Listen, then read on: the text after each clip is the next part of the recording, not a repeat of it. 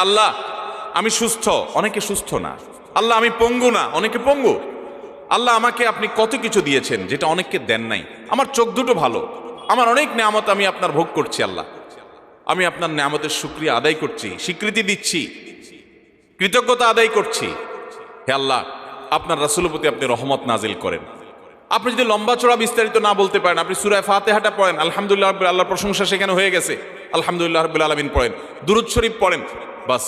এরপরে আপনি এবার বলেন, আল্লাহ আপনি আমাকে মাফ করে দেন। আল্লাহ আমার বাবা চলে গেছেন, তাকে মাফ করে দেন। আল্লাহ আমার মা দুনিয়া থেকে চলে গেছেন, তাকে মাফ করে দেন। ভাইরা আমার, আসল কথা হলো আমরা সেই ব্যথাটাই অনুভব করি না।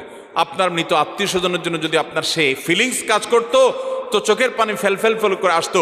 আপনি যদি আল্লাহর কাছে কোনো কিছু মায়ের পেঁচ দিয়া, অর্থাৎ সুন্দর করে সাজায়া গোছায়া বলতে নাও পারেন, আপনি নিশ্চিত থাকেন শুধু চোখের পানিটা যদি আপনি ফেলেন, চোখের পানিও আসে না, শুধু কান্নার ভান করে আপনি যদি আল্লাহর দিকে হাত